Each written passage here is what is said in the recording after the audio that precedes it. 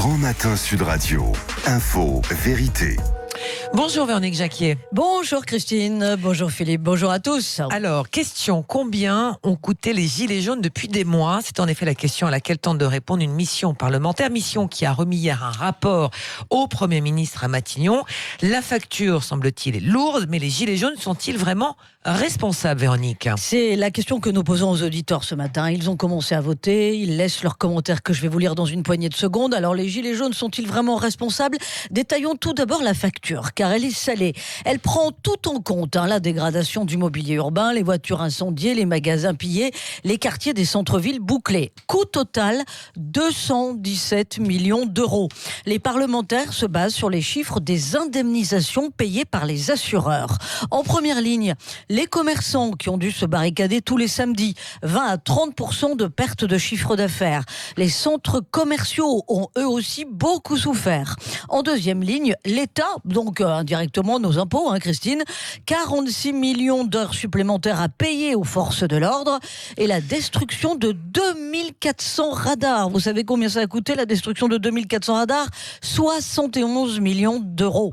N'oublions pas en marge ce que l'État a déjà versé dès le début du mouvement pour les 73 000 personnes au chômage partiel, un peu plus de 38 millions d'euros.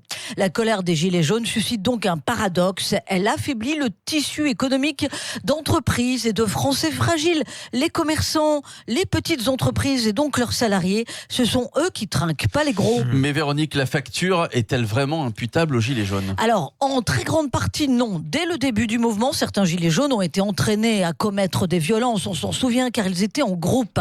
Individuellement, ils seraient restés calmes. Souvenez-vous de cette phrase de Victor Hugo. Peuple, méfie-toi de la foule. Mais ces débordements sont inhérents à toute colère populaire.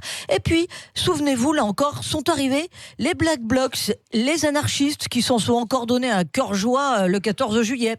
Et puis enfin, sont nés les ultra jaunes, les gilets jaunes tombés du côté obscur de la force des Black Blocs, mais ultra minoritaires. Les gilets jaunes ne sont donc pas vraiment comptables de toutes les violences et les dégradations recensées dans le rapport parlementaire. Alors, Véronique, est-ce que le mouvement des gilets jaunes aurait pu éviter la casse ? Non, là encore il y a un paradoxe, car ce n'est pas le mouvement des Gilets jaunes en soi qui est violent, mais c'est la société qui l'est de plus en plus. C'est la société qui se radicalise de plus en plus. Voyez le mouvement des profs grévistes, pour qui ça ne pose plus de problème de défier les lois de la République. Pourquoi cette radicalisation dans tous les secteurs de la société ? Eh bien parce que quelque part, on ne croit plus à la devise liberté, égalité, fraternité. Liberté, nous sommes de plus en plus surveillés avec les lois ou les idées émanant des membres du gouvernement. Égalité, nous sommes tombés dans l'égalitarisme, il n'y a plus d'égalité. Enfin, fraternité, nous avons quand même de plus en plus de mal à vivre ensemble. En France, les Gilets jaunes, eux, ont suranimé la flamme de la fraternité. Et cela, plus que le chiffrage des dégâts, ça n'a pas de prix. Alors, l'info-vérité, cette question, vous la pose sur les réseaux sociaux, Facebook, Twitter. Les Gilets jaunes sont-ils responsables avec ce montant des violences, en tous les cas cette facture présentée hier à Matignon? Véronique, que dit-on sur Twitter?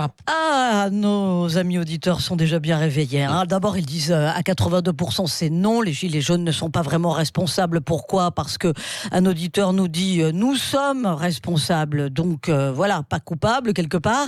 Et puis Paul nous écrit combien coûtent les dégradations en banlieue, les voitures brûlées, le bilan de la CAN, la Coupe d'Afrique des Nations. Pour le 14 juillet, Christophe Castaner ne veut même pas donner le nombre de véhicules détruits.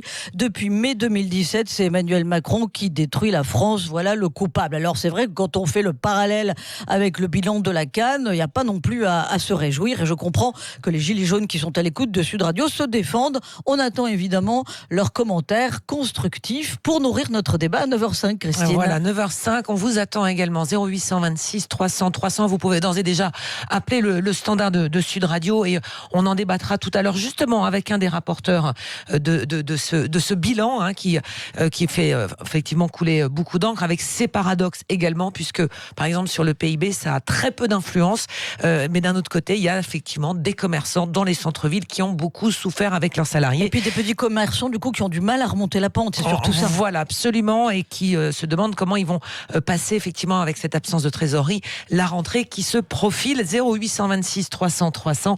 On vous attend. temps sur Sud Radio, mais également les réseaux sociaux. Vous réagissez Facebook et Twitter. Allez, on va se retrouver.